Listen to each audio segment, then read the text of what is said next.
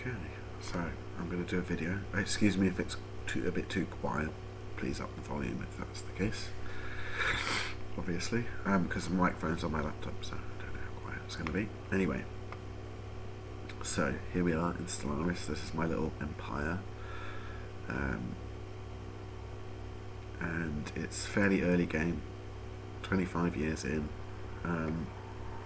The game has definitely got more complex and more fun in the micromanagement side of things, in managing your actual empire and getting everything working right. So that's what most of the game is really about. I suppose it's always been really about that.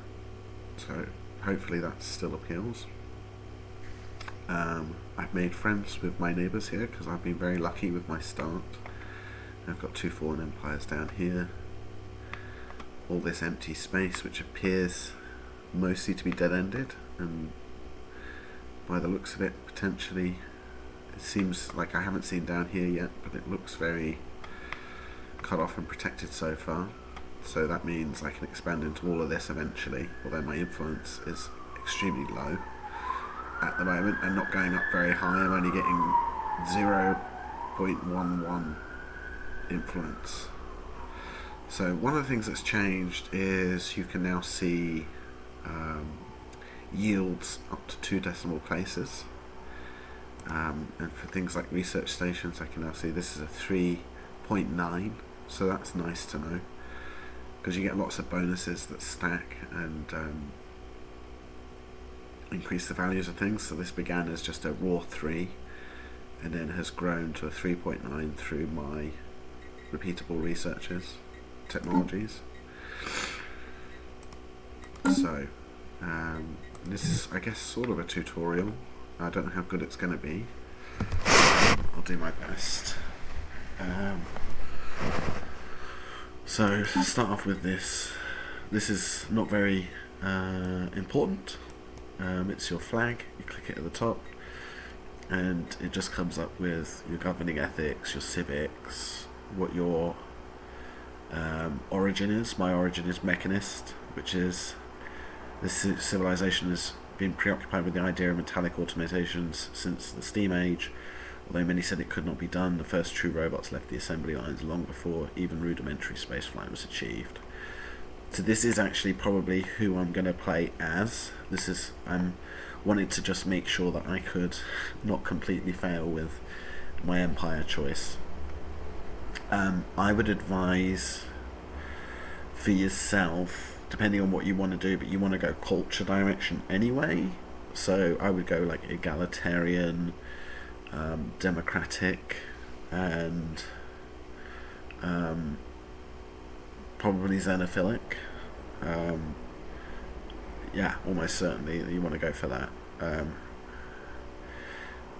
You could go 3 with materialist as well for the research boost, but personally I would go fanatic either on egalitarian or xenophile. It feels like ultra xenophile, but anyway, that is egalitarian. But anyway, that's your choice. I don't know what you're going to do because you might end up wanting to be murder bots, who knows.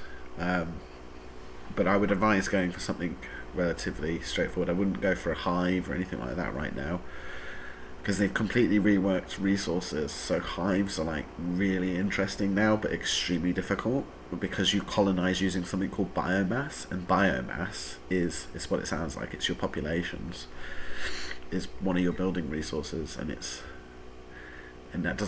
not like that with regular empires. You just send out a ship and it colonizes.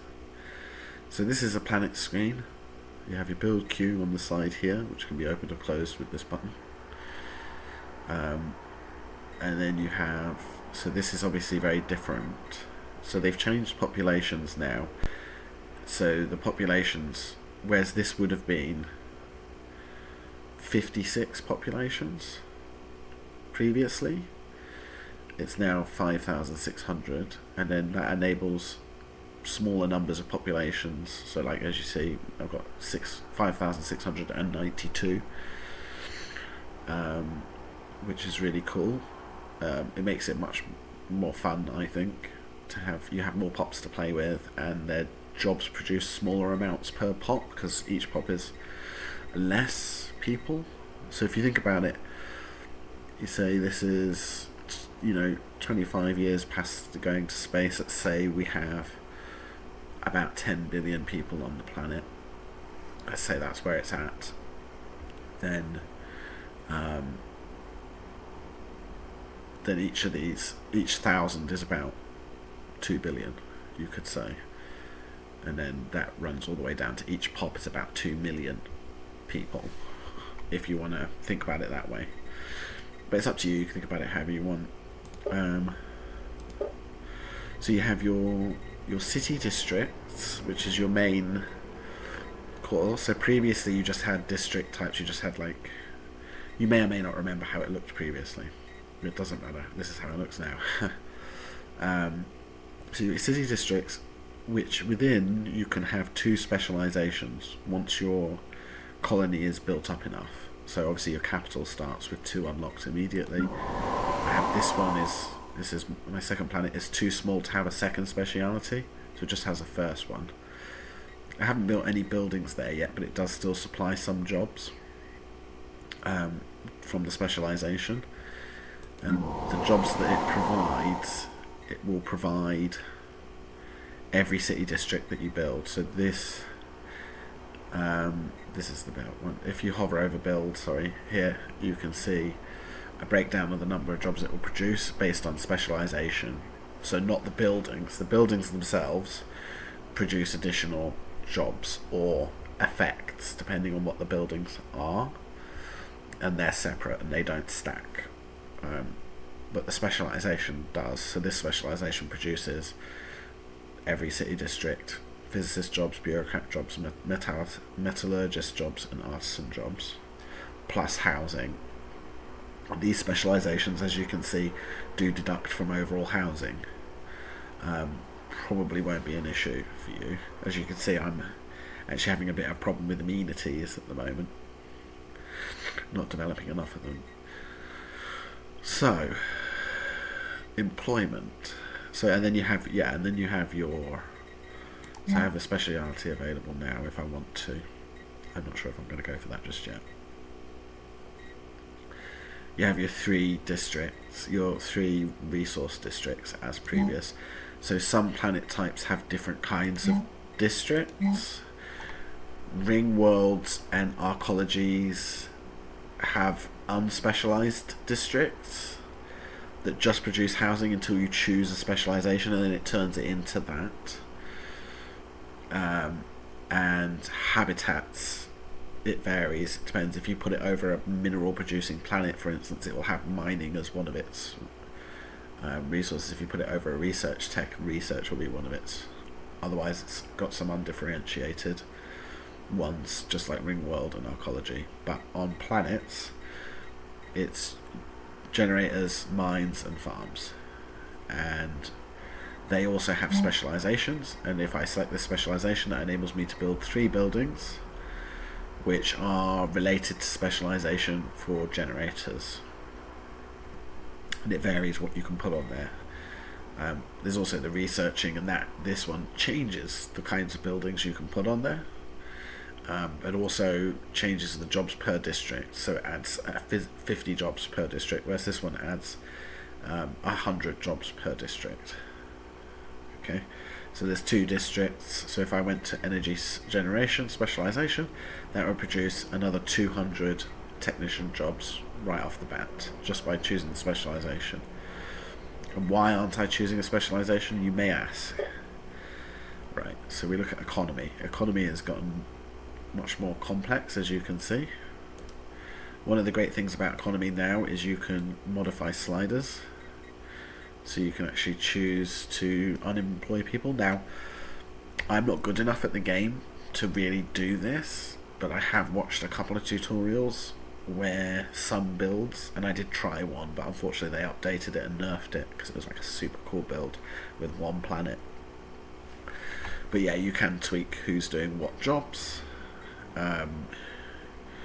You might not need enforcers at the moment, you may need them somewhere else, you might unemploy them. There are some builds that work really well on what was previously unemployed pops. So unemployed pops still exist, but they quickly turn into civilians. And civilians produce, depending on the buildings and the type of species you are, they produce things like amenities, trade, and unity, depending how many civilians you have. And you kind of want to have some civilians because they produce a lot of your amenities, actually, which is one of the reasons I'm not going for specialisation. I want to grow my civilian pool so that I can start to deal with this amenities crisis that I've got going on here before that turns into crime and lack of stability. Worker jobs and specialist jobs. So, for instance, robots can't currently in my empire work on specialist jobs. That's because they're not artificial intelligence just yet. So they've still got the different tiers, and these are the elites. And I'm a technocracy, so my rulers are all scientists. They're producing extra science points and unity for me. But this is pretty cool. So we've got 300. Most of them on here are orcs. So my species as well. They're orcs who have indeterminate sex. So there's no male or female orcs. They're all one sex, one gender. Or indeterminate. It depends. Like you can just whatever I choose that to mean. But they're headed to be robots. They want to become robots. But we've got some robots in here. These guys are civilians. Because they can't work specialist jobs. I've got another planet actually that has a whole bunch of just robot civilians, which is a bit of a bummer. Don't know what to do with these guys. I can resettle them somewhere where there's work for them. But at the moment they're producing me some amenity on this planet, some unity, some trade. Not a lot, because this build isn't really geared towards citizens dominating. So this planet's having a bit of a problem at the moment finding work. Now I could just produce lots of districts and put them into work, but they are producing amenities, which I do need. And I don't necessarily need many of these resources at the moment. This is planned to be a bit of a mining planet. It's not the best planet. These blockers, I can't unblock them yet, so it might not be the best choice. And it does have a lot of generators, but I have another. This is my generator planet. So I don't want to mix them up.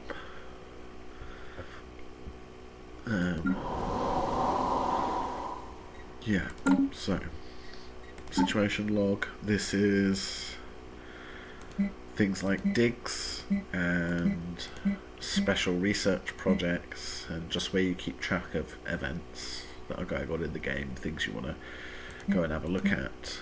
You've got your empire focus. This is new, so this is like a little history of your empire. So with some key events lined out, and they become a little more detailed. So I've got a new colony happened then, it's got the dates, so this is nice. Little detail. That's cool. And then you've got these, which are just like little bonuses. I don't know what the whole point of them is particularly. Why does that say?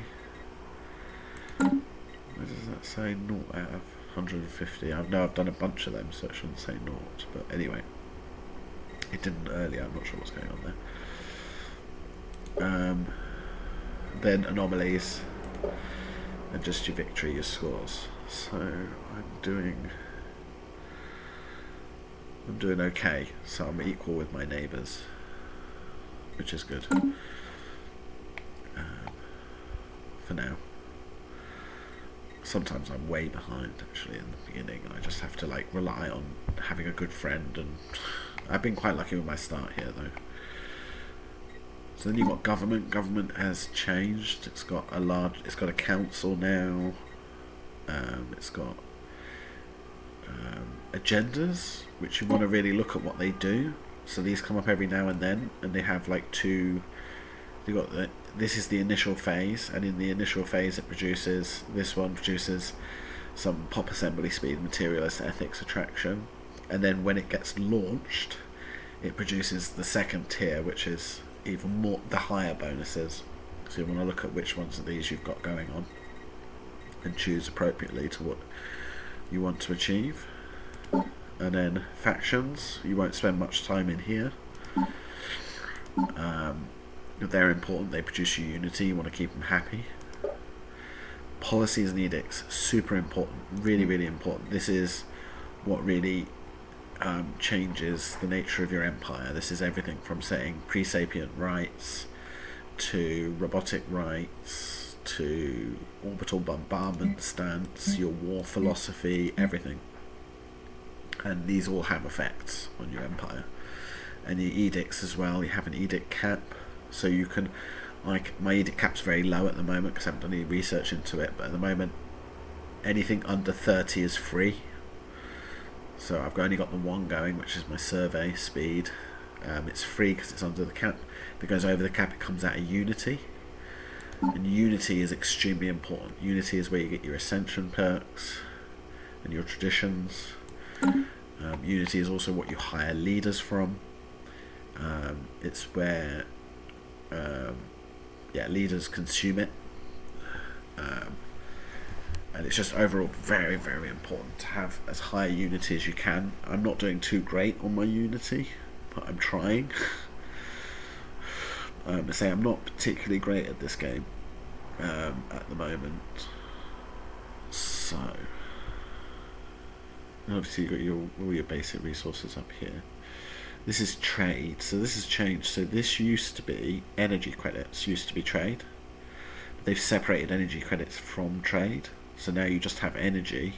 It's just its own thing. It's just a resource. It powers buildings and ships and jobs and whatever else, and that's it. Whereas it used to be the money. Now the money is this trade, and this is what you buy and sell stuff with. You see my trade is very low at the moment because I'm currently buying some consumer goods and I haven't spent a lot of time upping my trade. So that's cool. That's a new mechanic. Okay, society management. So that's the traditions. Very important to get these up as quickly as you can. So I'm a bit behind, but I am comparing this to like someone's speed run. So technology, self-explanatory. Leaders, very cool. You can only have so many leaders. If you have too many leaders, it has extra impact on your unity. Each one already costs unity, so if I hire this guy, he'll cost more than his base cost because I already have 4 out of 4 scientists. But I could have more commanders. I could hire 2 more commanders and it would just be their base upkeep and their initial unity cost, but I don't need them, so I'm not hiring them. I have all of my planets have different people ruling them. People can do multiple things. They can be on the council and piloting a ship, or be on the council and monitoring a planet. So my head of research is the overseer of my homeworld, for example. And head of research, that comes from the government. So I have a head of research, senior science director, primus, that's the ruler, minister of defence, and minister of state. And you can expand the council. You could choose different ones. Like I could have had secret police, and I probably should have gone for secret police, but I went for more research. Well, actually, it just lowers the research upkeep. But these guys have they have their little traits, and different traits have different effects on the empire, and also they have different in different places. So this guy's traits happen to work on the planet, but you could have another trait that's like discover anomalies, and that won't work on the planet. That'll only work if he's on a ship, and he can't govern a world and pilot a ship. Just be on the council and pilot a ship. So that's leaders. Species, fairly self-explanatory. You remember this one probably. This is where you create templates and modify species and see how many you've got and whatnot. And the rest of it is fleet management's useful, fairly self-explanatory. Make sure that everything you can just hover over. So this is reinforced fleet. So if I was to like increase this, so that I can get another 15 ships, then I press this and it will just go and make those ships for me at whatever shipyards I've got. And I am actually ready to do, ready to get that up to 45 now.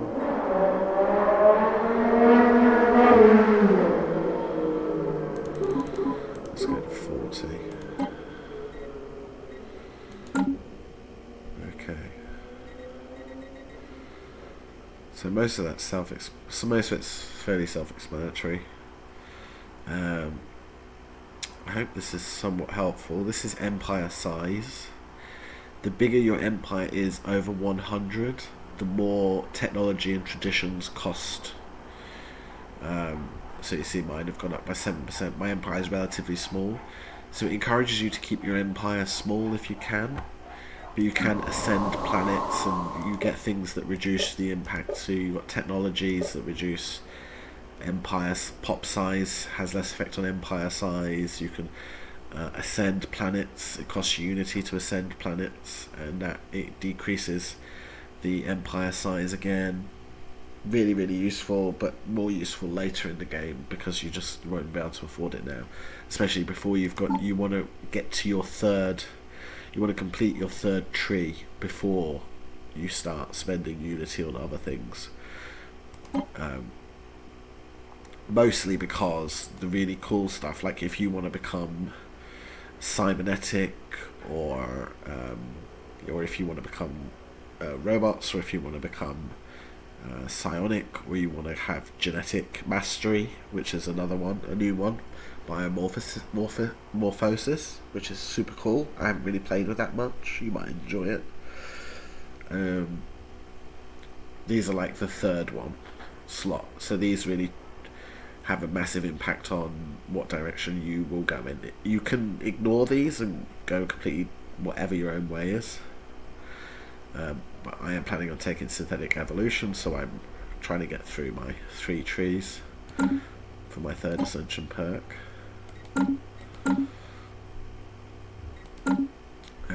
Research up here. Yeah, and it is quite a slow game. I usually have something on in the background or whatever. Like I go to and from it, so it's not a quick game. Most of it is just constantly tweaking your economy, constantly scrolling through the menus, having a look at what's going on.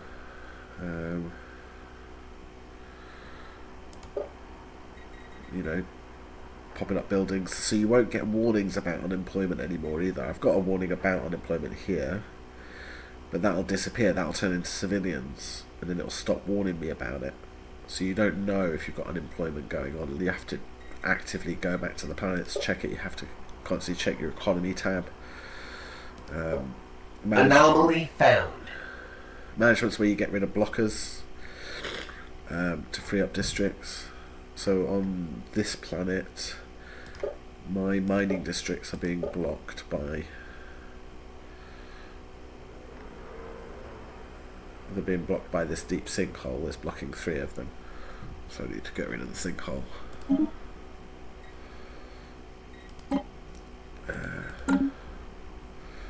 Yeah, at the moment I've got my guys just going out and exploring as fast as possible everywhere.